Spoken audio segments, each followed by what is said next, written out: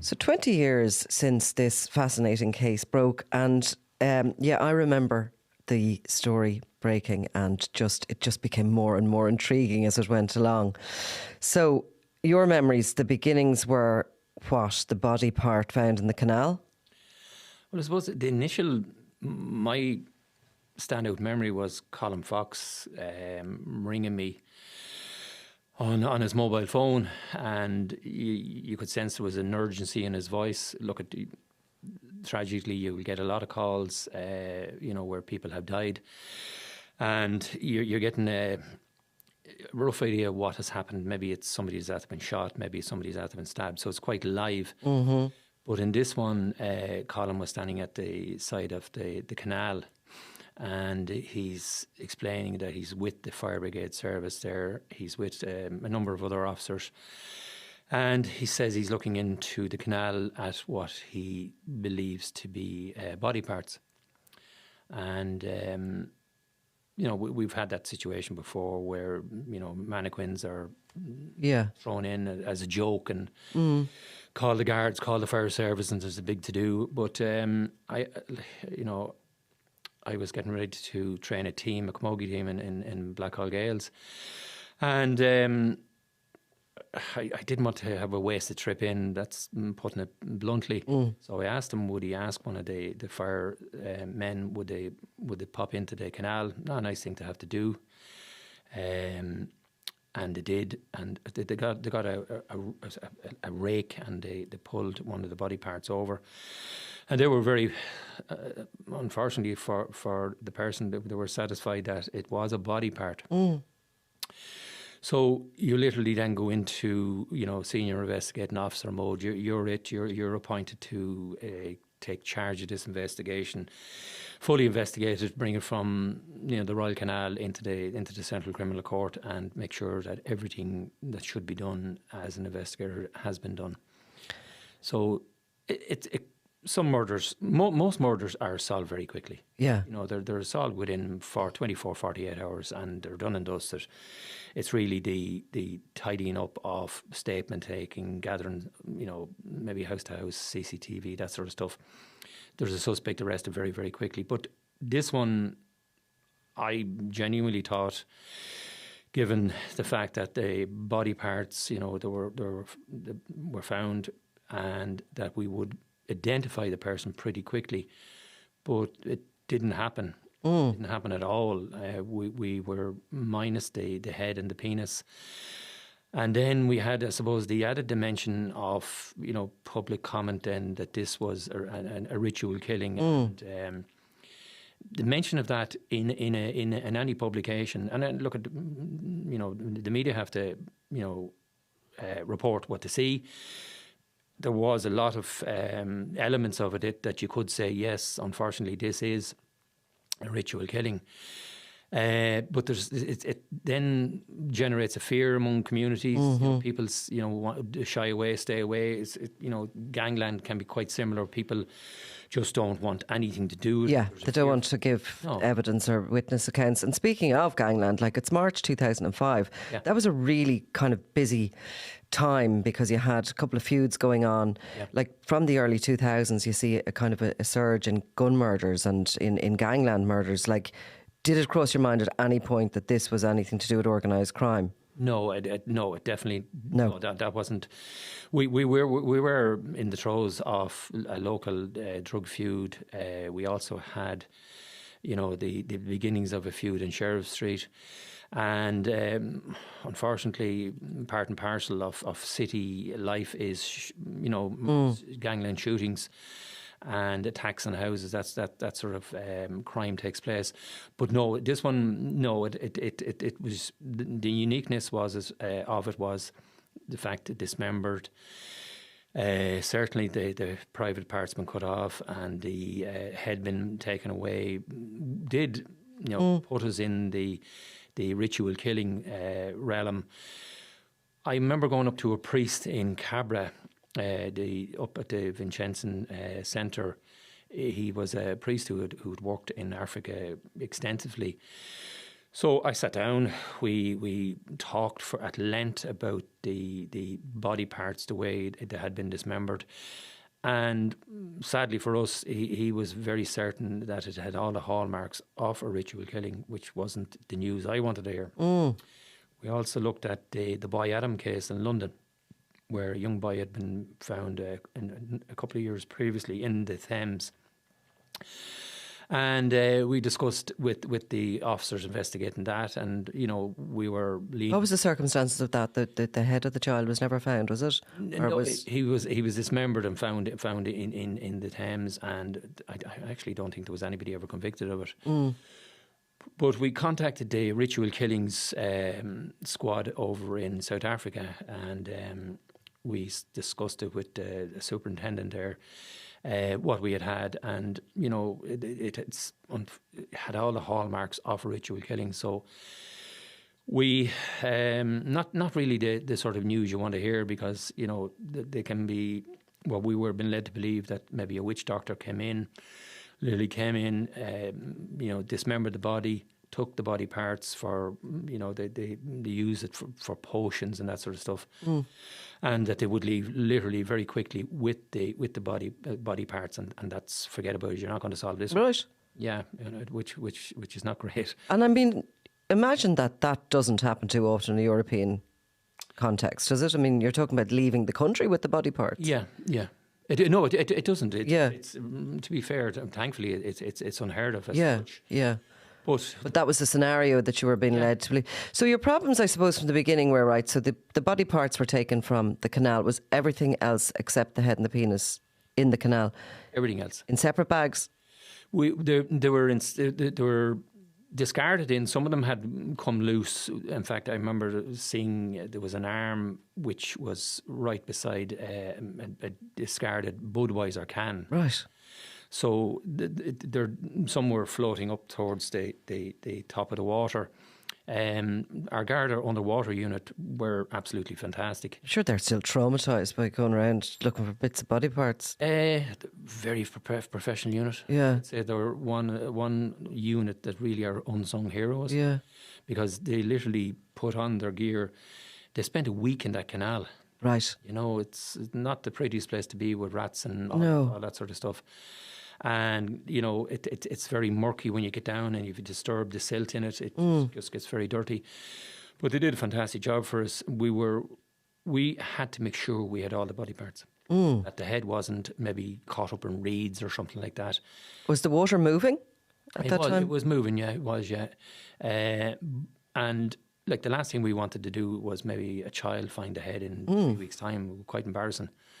Very unprofessional. So we put a considerable amount of time. I think it was about 5 kilometres off the canal had been searched, which is a very extensive scene search, to undertake that, and they did it without question. So we've Dr. Curtis as our pathologist, state pathologist, very, very experienced person. And initially the thinking was that this was a white person. And then when we got into the morgue and the underwear was removed, it was realised then, no, it actually is a black person. So then you proceed then to try and identify who's this person. Absolutely nothing coming back. And your canal is not your crime scene. Obviously, the body has been dumped there, having been, there's a crime scene somewhere out there that you're trying to identify. Was there any clothing apart from underwear on the body? An unusual with the body was an Ireland away jersey, which would prove, it was a white jersey, very distinctive. It was long sleeved. So that would, thankfully, was key eventually to the identification. But that was maybe. So that's all you had, an Ireland jersey. Yeah. No jewellery. No jewellery. Tattoos, nothing. No tattoos. There was underwear, his socks that had been recovered, and then obviously the bags that it was contained in. But literally no other leads whatsoever. Normally, if a head is taken or the hands are taken, it's to conceal the identity of the person. But we then went with trawling all our missing persons records, and I think at the time in Dublin, in Ireland at the time, there were 62 people missing at that particular time. And none of them matched the description of eventually whom we were trying to seek to identify. So that was a dead end for us. And then we decided that the media were going to be a vehicle for us. I would always, have a media strategy. Look, at the media want to print their story, but we then try and maybe control the narrative, see how we can put our message out there. And there must have been screaming headlines about ritual killings and all at that stage when you were going out into it was a mess, really, wasn't it, as an investigation because of that? It was very chaotic on the media side, because every day, there's calls coming in from the media. Then the media are all over it. They're down in the local area. They're doing interviews with people. The ritualistic killing part of it really, really was a red herring completely. But who was to know that that it wasn't a ritual killing? To be fair, but we then got our descriptions out. We then got our appeals out, and one of the, I suppose, key moments in it was with Crime Stoppers. And Crime Stoppers do a fantastic job in highlighting, certain crimes. It could be maybe a sexual assault. It could be a murder. Invariably, they're murders that they're seeking information from the public, and they usually it's a reward, and that can be a game changer. Particularly. With some communities that you're trying to get into, people, that there mightn't be, poverty could be an issue. They mightn't have as much money as others, and it generates chat with people. And to be fair, sometimes people will make contact. They don't want money. They're not interested in it. Or maybe, yes, I will give you the information. What are you willing to pay for it? That sort of way. And then there's checks and balances to make sure you're actually not being led up the garden path and be given a false story. That's the whole thing about it. So we decided around the 9th of April that we would do a poster campaign in the city centre.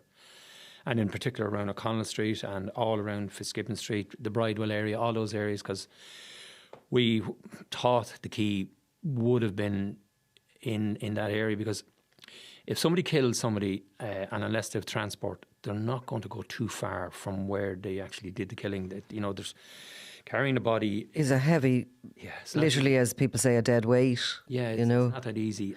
And what about CCTV? Was there not so much or any? We had a lot of CCTV, but the volume of it nearly started to overwhelm us. Right.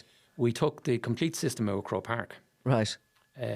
We took a lot of other systems, hard drives, but then you have to have the staff, the really, really people with keen eye who are willing to sit down for literally days upon days and look at this screen and not just rush through it. So it did take a long time for us to get the particular CCTV we need. There was no camera essentially trained on that part of the canal, that you weren't going to see somebody coming along and throwing this. No, not in that particular spot. Yeah. But if you go back up towards Croke Park there, let's say the back of the canal end, in particular, there's cameras all along there that point down to the canal. Right. For reasons of protecting fans and so on and so forth coming in for matches. But we did not have that golden camera trained on the area. It wasn't there. So you had to expand out your search to see if you could get somebody coming maybe in a van, a car or whatever. Is that what you were expecting? Yeah, definitely. Yeah. Definitely. You didn't expect... somebody to come on foot. No, and literally throw body parts in. I mean, if somebody said to you, that's your plot for your film, would you believe it? No, you wouldn't. No, you'd tell them to go back and rewrite it, Redraft that, would you? There has to be a van involved, There has to be something, Yeah. And then I suppose the van, you focus on that, and then you think it could be coming from a way further distance than ultimately where you did discover the crime scene, but we'll come on to that. So you're using the media, but you possibly are looking to try and, connect with a community who mightn't be reading newspapers, who mightn't be watching Irish television. True. So you're trying to also get into that community, and Crime Stoppers is the way with the poster drop and... Yes, and we also put articles into the local ethnic newspapers. Yeah. To try and gain traction with the communities there. I went to a number of religious ceremonies on a Sunday morning, sat in with the people, chatted, had tea with them, literally, pleading with them. Did they know anything? Was there anybody in their communities gone missing? And there's a fear factor, I suppose, as well with people who may not be here legally. They're terrified that this police person is going to come in and literally put them on a plane and get rid of them. So it was important to dispel that whole thought process from people. Listen, we're not interested in anything like that today. What we are interested in is, can you help us solve this case? And it takes a time to get the confidence of new communities in particular, because they may be coming from their country of origin. They may not have been treated too well by their police over there, and there's a huge level of distrust. And so you want to get over that hurdle and say, right, can you help us, please? And that takes a number of hours. And it actually did work. We got massive assistance from the African communities, really, really good people. Said, listen, we will help. Yes. We will help. Yeah. They wanted to help. Nobody wanted this on their doorstep. And yet nobody was coming forward to say, my brother, my friend is missing. No, how long did that take? Amazingly so. Well, it was that shirt and you have it on the poster there, the Crime Stoppers poster. It was the Ireland jersey that he was wearing, really, that was the key to cracking who he was. It was, I suppose, it was one of the keys. We also engaged with a scientist who, was able to prove scientifically that the deceased, and this is from the bone composition. Right. Wolfgang Muir, Dr. Wolfgang Muir, he was a professor based up in Belfast, and this was a new way of forensic doing business. It wasn't one that I had heard of before. Mike Smith, who is detective with us on the case, he suggested, listen, we may get something out of this if we go with it, and when you have nothing, you'll go. You'll try any technique, any new investigative technique. So Mike looked after that side of it and dealt with the professor, and eventually came back with a report which indicated that the deceased. We also part of our work. He never charged for this whole professional right. Service. So part of our work in it was to go to every Garda station in Dublin and get samples of the water.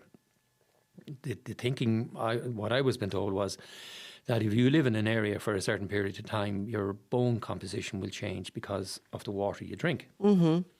So we collected samples from all the Garda stations. We brought them to Belfast. We also brought bone fragments as well. And he came back and he was able to tell us that the deceased had lived in the Ballybock area of Dublin for over 200 days. Oh my God. Which was really, really brilliant, And is that in the marrow of the bone? It's actually, it's in the density and the composition of the bone. It changes apparently. I certainly didn't know any of that before. So then we're back. It's Ballybock. We're not too far away. It's on your doorstep. So the person is living in that area. So that was very positive.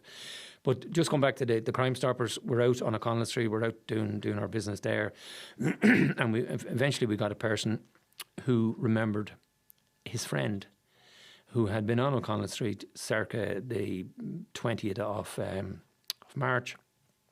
That was his memory, and that he was with three ladies.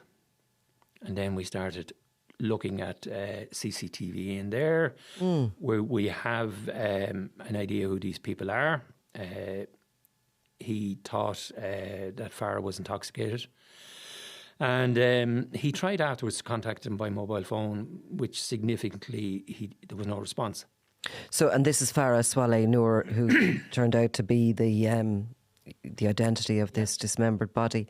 So he had seen him, and he's noticing this Crime Stoppers. He'd seen the jumper thing, and he's kind of going, I haven't seen him since, sort of thing. Which was really, really brilliant for us. Right. We had somewhere to go. Yeah. Because literally, if you know, for a murder inquiry, if all your resources are so dissipated, you're over looking at CCTV. We attend people looking at CCTV every day. We set up a room in Mountjoy Garda Station to solely deal with the volume of it. So that's taking 10 officers off the street that you could be using. Then you're tracking down all your missing people. So yet again, all the resources you have are thinly spread. So to get this break was huge, because then we were able to say, right, okay, this is a significant lead. We need to deal with these people. Yeah. So what you do there is you trace them, you interview them, and you implicate or eliminate them. You know, you eliminate them from your inquiries. And you do your backgrounds and the people who are there. And what did you see on the CCTV? Well, eventually the CCTV that we got was in a supermarket down in Richmond, or just off Ballybuck. And the CCTV showed the three ladies coming in. They were buying food, but they were also buying cleaning equipment. That was on that. I think it was Vim or something like that. So that obviously raises your antenna. There's a cleaning up going on here. So you have this guy has come forward, given you a name of Farah Swaleh Noor. You have in tandem the bone expert is suggesting Ballybock. He lived in Ballybock. When you have that name, then you are trying to find out that it is him. So what do you do, DNA for that? During the investigation, we discovered that Farah had actually fathered a child, and it had been a difficult relationship for his partner.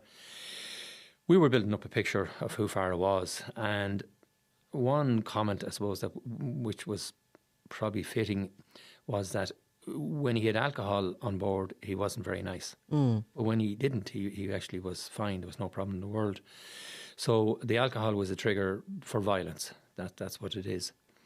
We then discovered that he has the child, and his mother, agreed that we could get the DNA, which we submitted then to Dr. Dorothy Ramsabottom in the forensic science in the Phoenix Park. And she comes back with a 99, I think it was 99.6. It's as good as you can get. Pretty much. Yeah, as to who it was. So brilliant. That was marvellous, because, you have to, then you follow, go back in his history. Who's he? Yes, and what was he doing when he was last seen? Yep. So how many days after the body parts were found, or do you remember how long it was to get the identity, to confirm his identity? August.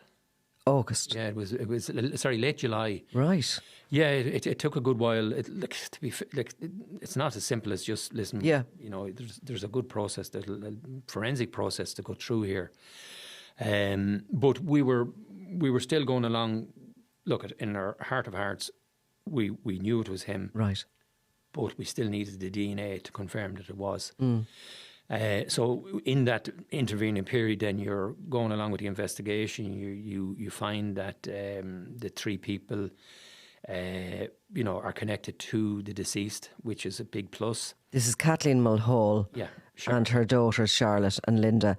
And Kathleen Mulhall, these were a family from Tala. Yeah. And Kathleen had split up with her husband, John Mulhall, and had begun a relationship with Farah Swaleh Noor. Exactly. And are you kind of questioning people that know them to try and find that out?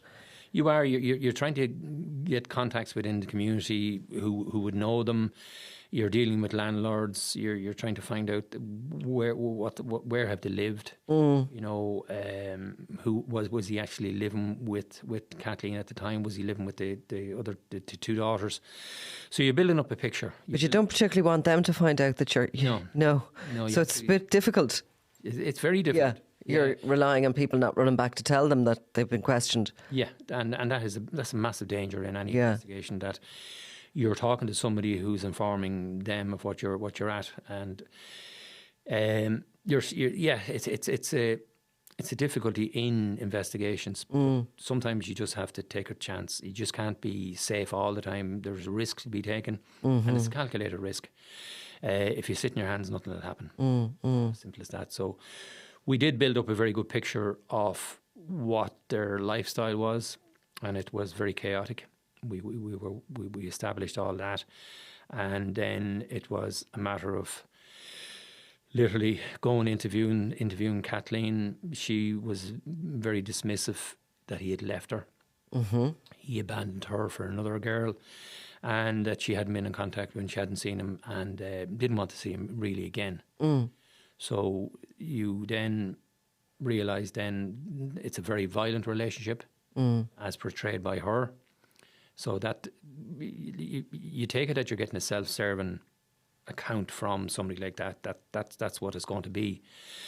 They're not going to blurt out, listen, I was sitting there while my two daughters murdered this guy or attacked him and killed him. So, there's people are circling the wagons here. They want to protect themselves, so they know nothing. Eventually then we, through all our inquiries, we sit down, as any investigation will do, and you say, right, we've built up this picture, we arrest. We have to do an arrest. Had you the scene at that stage? Richmond Cottages? We had, yeah. We were satisfied. Before they were questioned? Yeah, we were satisfied that he had been murdered there, but they literally nothing to say. Right. And that was it. So, and at the scene, when that was a place they had lived together, Kathleen and him. And when you got to that house, was there new people living there? Yes, there was. She had moved upstairs actually to another apartment, and we go in. Our initial forensic examination didn't yield the results that we were hoping for, because initially when I would have spoken with Dr. Mike Curtis at the canal, and you're having a very detailed conversation, and you're hypothetically saying, well, what do you think? Where do you think this happened? And his thinking was, wherever this happened, Christy, it will be an abattoir. Absolutely. He says the blood is all gone. So our initial forensic examination yielded little or nothing. No, nothing. But then we decided we would go back, have a look. There has to be something here. And we used a chemical called luminol. The forensic science laboratory came out. They sealed the whole apartment up. There's no light gets in. And then with the luminol, you can literally see what was described to me as droplets of blood the size of dandruff. It's that small. Right. The naked eye, you won't really see it. It's not until the light brings it up, the luminol and the chemical brings it up, and then you could see spots, literally minute spots. But that was able to tell us this is where he met his... Was that all you could see, despite the fact that you were expecting what should have been an abattoir? I have a vision there of the luminol, and we've seen it, I think, on TV dramas. Yeah. I have a vision of the whole place showing up, but no. No, amazingly so. Like you're standing there and to the naked eye you can't really see it. Yeah. But I remember there was a picture on the wall, and there was a very, very small little droplet, and it was tiny. So this splattering blood splash when he was been stabbed, it must have projected it up there. In the bathroom where a lot of the cutting up, dismemberment of the body took place, there was little or nothing. Right. It was absolutely clean to the last degree. Right. The cleanup was. And because it was in the bathroom, obviously there would have been a lot of the blood that he's talking about. What does a human body have? 7 or 8 litres of blood or something? It would have probably gone down the sinkhole or the. Well, we also expected that we might find fragments of the bone. Yeah. We didn't. Nothing. Like, I mean, somebody is cutting up, let's say, your leg. There's going to be bone fragments. Yeah. Hacking at the body. You expect that there will be something found, maybe caught in the crevice of the carpet or whatever. Exactly. Nothing. Amazingly so. It was one of the best forensic cleanups by people involved in a crime that I have ever seen, and I'm sure it surprised the forensic science as well that it was done so well. I mean, bar bringing in a power washer, I don't think you could have done it any better. So they're arrested and been questioned because they are identified as the 3 people who were seen with him on O'Connell Street when there was drink taken, or certainly they were in high spirits. He was wearing this shirt, and you're back to the the Richmond Street, is it Richmond Street? Richmond Cottage. Richmond Cottages, where there is specks of blood anyway. Something has happened, but you don't have a clue really what has happened, do you? Well, no, we do. We that's our crime scene. Yeah. That this is where he was killed. But then the transportation, you still don't believe that two ladies would literally hold all bags. Were you quite baffled by it at that point when you're bringing them in? You're sure they've done it? Yeah, sure they've done it, but prove it. Yeah, so you're sure they've done it because they're with him before he disappears. It's in this house where there is specks of blood, and you've seen them on CCTV getting cleaning equipment. What I believed is we had a very strong circumstantial evidence case. Yeah. You don't have the knife in the hand, you don't have a video of it, but you have the before and after to a certain degree. You don't have admissions, obviously, but you have what, a lot of cases now, gangland convictions, they're based on very strong circumstantial evidence.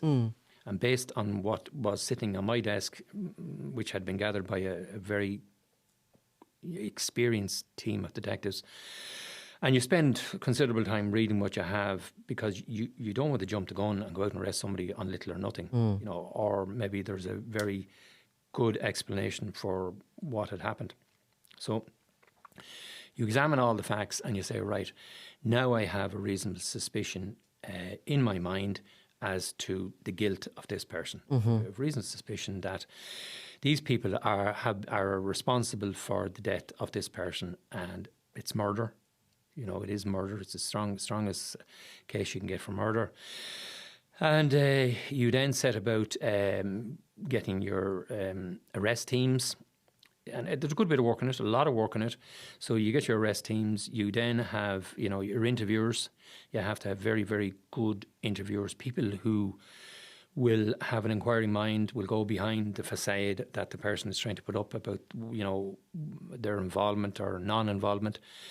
And you gather, you then also have to put all the exhibits that you have, the CCTV. So everything has to be in a row before you press go. So we had a very, very good teams of detectives to do all of this, and we set our date in August to go out. I actually went up to Presentation College in Terranure as part of the arrest of John Mulhall. It was a beautiful day. I remember really, really nice summer's day. Was he working up there? He was putting in windows. I had met him before on a number of occasions because it was my strong belief that he knew what had happened here. So you believed that somebody had to help them with the cleanup? Yes. Or and despite that broken marriage, there was obviously still a loyalty. Well, his two daughters. Yes. Yeah, there's the loyalty there with the two girls. So, and, from meeting him on a number of occasions, you just got the feeling he actually, he had that family sort of an aura about him. He had been a Hell's Angel, a tough guy, but there was a softness definitely about him. So we went up there, and I suppose small things make a big difference. One of the detectives, he had said to him, listen, can I smoke a cigarette? And the detective thankfully said yes, but you can't smoke it in the car, but you can sit there. And we actually sat there, and I think he smoked 2 cigarettes, and he talked about, listen, you're on the wrong track here. We don't know what you're arresting me for, all that sort of stuff. And that's what people normally do. You're the wrong guy here, So he was taken in. The 3 ladies were taken in, and then they're all interviewed very professionally. All of the evidence is put to them. I still think, in my own mind, I have a good case here. You're contacting the Director of Public Prosecutions, who's independent of us. And I'm speaking, in relation to the case. I'm surprised, but you always take the legal opinion because it will give you, a good steer on where the deficiencies in your case, where you need to be stronger, because ultimately you're preferring a charge of one of the most serious charges in Ireland of murder.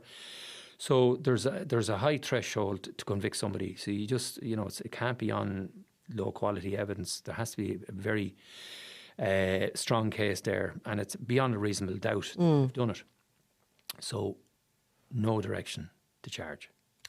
Right. So it was an absolute body blow for us. And was that because they had not answered anything, and because they had taken that, stare at the wall thing? That was part of it, but we needed more evidence as to prove their involvement.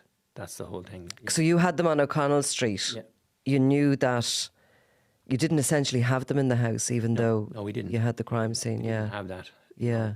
But still, look at Dr. Stiffer, the old adage, ultimately it's over to us in the grandstand to go and get the evidence. The DPP gives you a very professional view of, and the good thing about it is it's completely independent.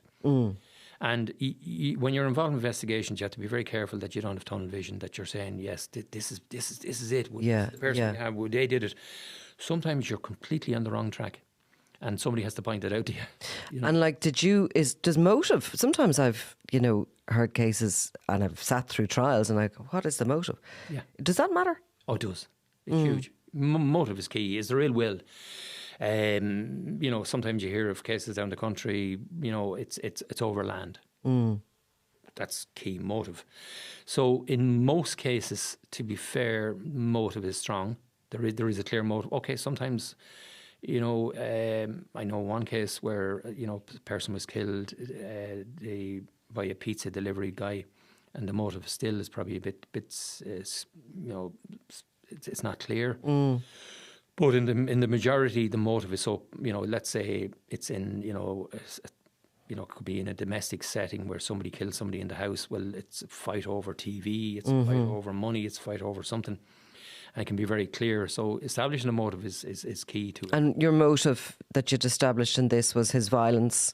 Yeah. He was drinking, there'd been a row. Something happened. To turn this. Yeah, and the dismemberment was to get rid of the body and to try and hide his identity by the head not being with the body. Yeah, and it's, the dismemberment, that's probably all people remember rather than murder. It's this shock awe type thing where somebody cuts up a body and, a lot of people would say, how could you do that to another human being? And I'd still ask that, how could you do that to another human being? But it's only when you get into the psychic of the person, then you say, okay, this is why you did it. These are the reasons you wanted to cover it up. And sometimes it also is to mutilate a body, to really insult the person. You've killed them, but really, they cut off the private parts to, really sew it home. Like, I've taken your life, but I'm going to make it worse now. And was that what you were thinking with this, or was the motivation for the dismemberment more around survival, getting away with it? Well, the fact that the private parts were cut off, kind of, you would be thinking maybe there was a sexual assault dimension here. Did something untoward happen? Had he been involved in sexually assaulting somebody? That does come into your rationale. You're thinking, what's going on here? So, yes, it would. Why would you do that? What's the reason behind it? Like, you question everything. You'd have to question the whole thing. You question why would a person do this? Is there, what's the reason for it? I would always like to think there is a reason why you did that particular thing. If somebody's just a psycho, maybe there's no reason. And you've four suspects essentially in. You've the John Mulhall, Kathleen Mulhall, the former husband and wife. She's having a relationship with Noor. And then you have the two daughters. Which one did you think had the motivation to remove the private parts? I actually didn't know. Genuinely did not know. Because you could look at it a few ways there, couldn't you? You could look at it a few ways as to who did what, or were the four people involved. Was John involved himself? Was he actually in at the scene doing all of that? He all along claimed he was not in there, that he had gone down. Eventually he told us that he had gone to the scene and that there were bags there, and he was horrified. Right. And that he left. And we were able to trace his movements through phone traffic. You bring him down from Tala. That's the beauty about people using their phones. They leave a lot of trace evidence there as to their movements. So we had triangulated his phone as to where he was, and he actually was down there. But they're all released. We keep in contact because we had built up a good relationship with John. I would have called it a respectful, professional relationship from him. It had. I got talking to him one day, and he said that the reason he engaged with us because he had been treated, well. That we weren't, overbearing. We took into account his position in life. His wife had arrived home with a guy and took over the house. I mean, how worse can it get? For a person, and he explained how it had with affected Farah. Yeah, they had moved into the family home in Tala. Family home. She had initially before they moved out. Yeah. Right. And then she cleared off down to Cork, and she moved around the country. So I always think it's very important to see it from the person's point of view that you're talking to.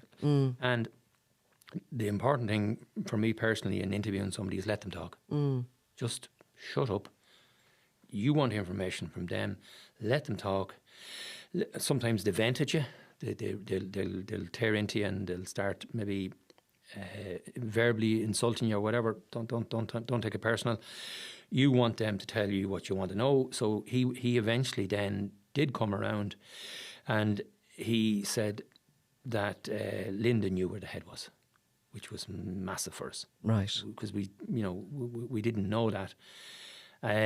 So that was a huge breakthrough for us. And it just shows you the importance of just building relationships with people, getting to know them on a professional level. You see what makes up their psychic DNA or whatever.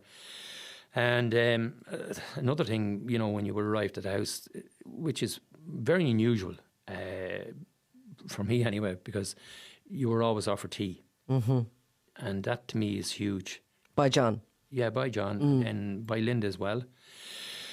So, you're going into somebody's house, your object is to get enough evidence to lock them all up. And they're still... Yeah, still offering you tea, how strange, all right, yeah. I don't think I'd be doing it. No. So that was a huge positive thing for us, that the door was open there. Yeah. Get in. It wasn't, get off my property, I'll give you a punch or whatever. No, he was willing to engage. So then we built on that.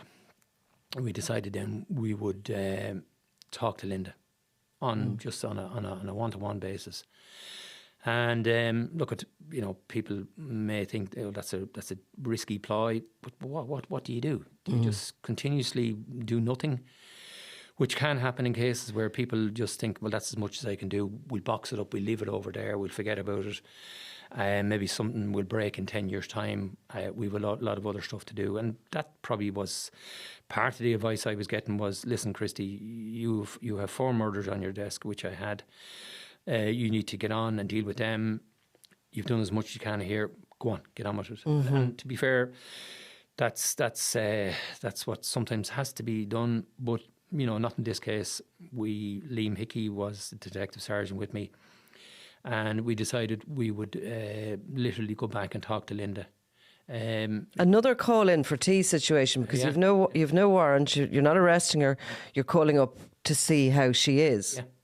Yeah. And if she's any more she wants to add, basically. Yeah, and she was pretty irate, basically told me, you've arrested me in the wrong, just, that's it, I've no more to offer. But we do sit down and have a cup of tea and a club milk, and we have a good conversation about, where she is, and how she's getting through life and all that sort of stuff, her family. And then we left the house, and on the way back over to Fitzgibbon Street, we're coming down through Crumlin or somewhere, and she's come back, I need to talk to you, I need to talk to you about this. So that's fine. Do you go back? No. Steady. I needed to get my legal position right. Needed to consider, was I going down the right road, or was I going to jeopardise the case by my approach? So Liam and myself had a good discussion, spoke about it. We actually had another matter to deal with over in Coolock, so we had to go to Coolock and deal with that. So I agreed. I said to her, listen, we'll be back up to you at about 5:15. and literally bring pen, paper, and see what happens. So we arrived at the door. She is, emotional. John is there as well. Her other sister was there as well. And we go in, and she proceeds then over a four-hour period to tell us one of the most, horrific, detailed stories about killing somebody and her part in it. And then literally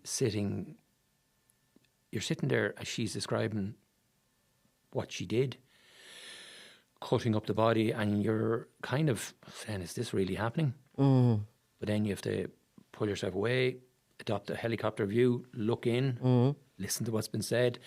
You're going to be down in the Central Criminal Court in 3 or 4 And are you taking notes like with this? Taking a detailed statement. And you have to, right, you're taking a detailed statement. And like she starts telling you this story, and we'll come around to what exactly she said to you, but like, do you immediately go, hold on there, I want to take a statement? Are you okay to give a statement on this? Are you afraid to say that in case she clams up? It's a bit of both, actually. Yeah. Yeah, you're right in what you're saying. Do you take out the pen and it becomes maybe like a gun? You just terrify people? And it can be like that. Even sometimes when you're interviewing somebody, when they're talking, you're sitting there going, oh my God, I have nothing turned on. I have no recording turned on here. I don't want to get out a pen. I don't want to rustle in my handbag in case it all just collapses. Yeah, and that is a risk you're taking. But you do have to take risks. You have to find the moment, don't you, to sort of introduce that. Yeah, you're 100% right. You have to find that moment. And Liam was the scribe, and I was the talker. So you're clarifying matters with her. She begins off. She's very emotional. It's a very surreal sort of a situation where you're sitting there listening to a bizarre story. And then you're kind of saying to yourself, am I actually listening to somebody, a white Irish girl telling you that she was involved in probably one of the most grotesque murders ever committed in the history of the state? And then you have to say, right, okay, well, let's see what she says, and then we'll test the evidence. Because sometimes people admit murders that they didn't do. And the last thing you want is somebody charged with a murder they didn't do. Nobody needs that. Robbie Lawler was out of control. This is Double Cross, the murder of Robbie Lawler. It was going to be an all-out war with him in the middle of it. A Crime World special investigation podcast based on my new book, Web of Betrayal, wherever you get your podcasts. I'm Nicola Tallant, and you're watching Crime World, a podcast about criminals, drugs and the underworld in Ireland and across the globe. Make sure you subscribe to our channel and turn on notifications so you can be the first to watch all our latest episodes. You can also listen wherever you get your podcasts.